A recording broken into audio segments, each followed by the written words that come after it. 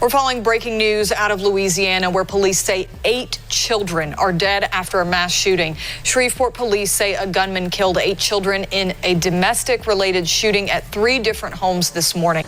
We're standing in this place again.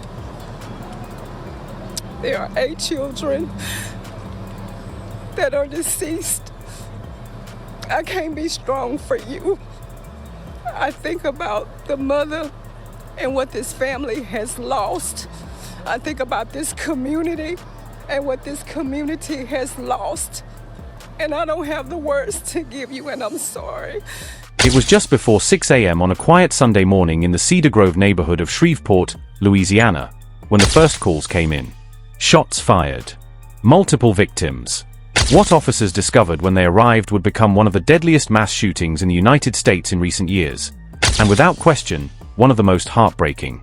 8 children, ages 3 to 11, lay dead across connected homes. 2 women were critically wounded. The man responsible for it all was their father, their partner, a man many in the community knew as present, as involved, as someone who showed up. His name was Shamar Elkins, 31 years old, a veteran of the Louisiana Army National Guard. On April 19, 2026, in the span of minutes, he took the lives of 7 of his own children and 1 young relative, forever shattering families, a neighborhood, and an entire city. This is not a story of random violence or a stranger breaking in from the shadows. This was intimate, targeted, and devastating in its betrayal. This is the story of what happened that morning, the lives cut short, the warning signs that lingered in the background, and the questions that remain long after the gunfire stopped. The Cedar Grove neighborhood sits in northwest Shreveport, a place where generations of families have made their homes, where people know each other's faces and cars, where Sunday mornings usually bring church bells and the smell of breakfast rather than the echo of gunfire.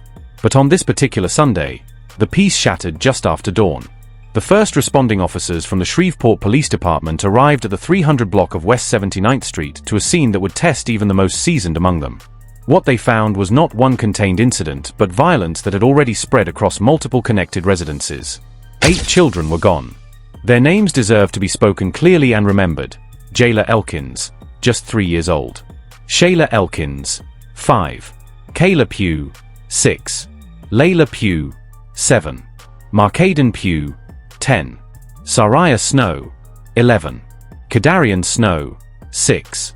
And Braylon Snow, 5. 7 of them were Shamar Elkins' own sons and daughters. The 8th, Marcaden, was a cousin caught in the horror. These were not teenagers on the edge of adulthood. These were little children, toddlers, kindergartners, elementary school kids, whose biggest worries should have been playground games, favorite cartoons, and what they wanted for breakfast. 2 adult women were also shot. One, identified as Shaniqua Pugh, Elkins' wife, was struck in the head and left in critical condition. Another woman with ties to the family was seriously wounded. Both would survive their physical injuries, though the road to recovery would be long and marked by unimaginable grief. In the chaos of those early morning hours, at least 2 people managed to escape the immediate danger. One young boy, connected to the family, made the split-second decision to climb to a window and jump from the roof. It was a desperate act of survival in a moment when staying inside meant certain death. A woman, reportedly the wife's sister, also escaped by jumping. Their actions in those terrifying seconds likely saved their lives, but they will carry the trauma of what they witnessed for the rest of their days. As officers worked the scene, the horror expanded. The violence had not stayed in one house. It moved deliberately between addresses, West 79th Street, Harrison Street, and another nearby location. This was not a single explosive outburst. It was a sequence of calculated actions that spanned multiple properties in a tight-knit residential area. Corporal Chris Bordelon and other officials would later describe an extensive crime scene requiring coordination across several locations just to process and understand. Meanwhile, Shamar Elkins did not remain at the scene. He fled, carjacking a vehicle at gunpoint near the corner of West 79th and Linwood. Police pursued him across the parish line into Bossier City. The chase ended on the 400 block of Bampton Lane. There, in a confrontation with officers, Elkins died. Initial reports varied on the exact circumstances, whether from police gunfire or a self-inflicted wound, but the result was the same. The man responsible was gone, leaving behind a trail of questions and devastation. This was not a case that appeared out of nowhere with no context. Family members later revealed that Elkins had been struggling with mental health issues and had expressed dark thoughts, including suicidal ideation in the period leading up to the tragedy. He was a veteran who had served in the Louisiana Army National Guard for several years until around 2020. He had a prior criminal history that included firearms-related matters. Yet on the surface, in the days immediately before, he appeared to many as a father who was present. Social media posts showed him spending time with his children, planning Easter gatherings, taking one of his older kids out individually. These images painted a picture of normalcy, of a man engaged in his family's life. But underneath that performance, something was breaking. Reports indicate that tensions in the relationship with his wife had reached a boiling point. There were indications she may have been preparing to leave or that the relationship was deteriorating. In familicide cases, where one person kills multiple family members, the trigger is frequently a profound sense of perceived loss of control, particularly around separation or the end of a relationship on terms the perpetrator cannot accept. This tragedy fits that documented pattern with painful precision. The violence did not erupt randomly. It targeted the very people who represented that family unit. Let us pause here and truly consider the scale of what was lost. Jayla was only 3, still in that stage where the world is magical and parents are everything. Shayla, 5, probably just starting to read and explore school with wide-eyed wonder. Kayla and Layla, 6 and 7, full of energy and sisterly bonds. Markaden, 10, old enough to feel protective of the younger ones. Sariah, 11, on the cusp of adolescence. Kadarian and Braylon, 6 and 5, little boys who should have had years of sports, laughter, and growing up ahead of them. These children had names, personalities, favorite foods, dreams just beginning to form. They were not statistics. They were irreplaceable souls whose futures were stolen in the place where they should have been safest. The community's response was immediate and raw. Shreveport Mayor Tom Arzino described it as perhaps the worst tragedy the city had ever seen. Police Chief Wayne Smith spoke of scenes unlike anything his officers had encountered. In press conferences, officials struggled to find words adequate for the moment. How do you explain to a city that 8 children are gone because the person who helped bring them into the world chose to take them out of it? You cannot. You can only stand in the weight of it. As news spread, social media filled with tributes, questions, and grief. Neighbors who had heard the sustained gunfire that morning described the sound as unusual, long enough to make people pause and listen before trying to rationalize it away. In tight communities like Cedar Grove, people often handle struggles privately. There were no widely reported prior domestic disturbance calls at those exact addresses that rose to public attention beforehand. No public restraining orders or visible red flags that screamed impending catastrophe. Yet family members later spoke of knowing something was wrong, of conversations about mental health that did not lead to sufficient intervention in time. This raises hard but necessary questions about domestic violence prevention, mental health support, and community awareness. Louisiana has one of the higher rates of domestic violence fatalities in the nation. Shreveport, like many cities, faces challenges with under-resourced social services, strained mental health systems, and the quiet nature of private family struggles. None of this excuses or causes what Elkins did. Personal responsibility remains absolute. But it does highlight systemic gaps where warning signs, if present, sometimes have nowhere strong enough to land. Research on familicide shows recurring patterns. Perpetrators are often male, frequently with controlling tendencies masked by a functional public persona. They may compartmentalize emotions effectively, skills sometimes honed in military service, though the vast majority of veterans never commit violence. The act itself is rarely a momentary snap but often involves deliberation, as seen in the movement between locations here. Prosecutors would likely view the sequence as evidence of intent. Though Elkins died at the scene's end, the legal classification would have centered on first-degree murder with aggravating factors.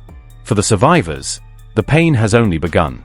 The women recovering in hospitals face not only physical healing but the psychological burden of losing their children while fighting for their own lives.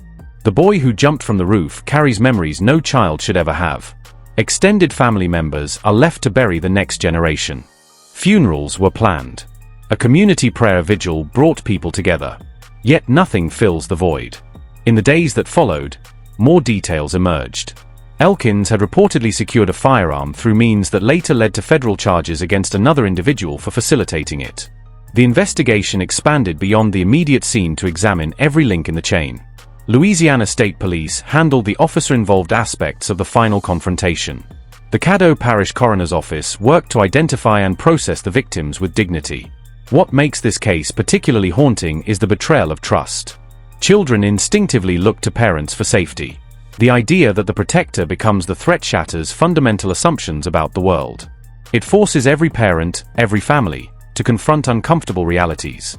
That mental health struggles can hide in plain sight, that relationships can deteriorate dangerously, that intervention sometimes comes too late. Broader conversations followed in Shreveport and across the country. Discussions about responsible firearm ownership in households with known mental health concerns. The importance of community vigilance, not gossip, but genuine care and willingness to speak up or offer resources. The need for better funding and access to domestic violence support and mental health services, especially in the South where cultural emphasis on handling things privately can sometimes delay help. Yet we must be careful not to reduce human evil to mere policy failures. Shamar Elkins made choices that morning. He walked through those homes. He knew every face. And he chose violence anyway. No external factor absolves that. The courage of the children and adults who tried to escape, the professionalism of first responders, and the resilience of a grieving community stand in stark contrast. As weeks passed, names were released. Memorials went up. The city tried to return to some version of normal while knowing it never fully would. For the surviving family members, every holiday, every milestone, every quiet moment will carry absence. The mothers who lost multiple children. The siblings who no longer have their little brothers and sisters. The fathers, uncles, aunts, and cousins left behind. This tragedy did not need to happen. That is the hardest truth. Warning signs existed in the form of expressed dark thoughts, relationship strain, and access to weapons. Whether more could have been done is a question investigators, experts, and the community will debate. What matters now is learning without exploiting the pain. To the people of Shreveport, your grief is seen. To the families, your children's lives mattered. Jayla's curiosity, Shayla's laughter, Kayla and Layla's bond, Marcaden's protective spirit, Saraya's emerging independence, Kadarian and Braylon's energy, they existed. They were loved. They are remembered. True crime storytelling often focuses on the perpetrator, the timeline, the mechanics. But in cases like this, the real story lives in the humanity lost and the love that endures. 8 children who woke up that morning expecting another ordinary day. 2 women fighting to survive. A boy who chose to jump rather than face what was coming. A city that came together in mourning. We cannot bring them back. But we can honor them by refusing to look away from the realities of domestic violence, untreated mental health struggles, and the quiet signs that sometimes precede catastrophe. We can support organizations that help families in crisis. We can check on the people around us more genuinely. We can advocate for better systems while recognizing that prevention ultimately begins with individuals choosing life over destruction. The images from that morning, officers standing solemnly, community members gathering in prayer, the quiet streets of Cedar Grove, will stay with those who covered it. For many, including those of us who report on these stories, this one hit differently. Because when the killer is the father, when the victims are so young, when the homes are ordinary neighborhood houses, it reminds us how thin the line can sometimes feel between normal life and unimaginable loss. Shreveport will heal, as communities do. But the scar remains. 8 small coffins. 8 futures erased. 2 women forever changed. 1 survivor boy carrying visions no one should see. And a simple truth: domestic violence, when left unaddressed, can escalate to the unthinkable. Let this tragedy be more than another headline that fades by the next news cycle. Let it be a call to pay attention, to offer help, to break the silence around private pain before it turns deadly. The children of Cedar Grove deserve that much. Their names, Jayla, Shayla, Kayla, Layla, Marcaden, Saraya, Kadarian, Braylon, should echo as a reminder that every life taken too soon leaves a hole that society must work to prevent in the future. In the end, we are left with grief, questions, and a solemn duty to remember. On that Sunday morning in April 2026, darkness visited Cedar Grove. But in the response of a community, in the bravery of survivors, and in the ongoing commitment to protect families, light can still push back. It must. Because no child should ever have to fear the person they call home.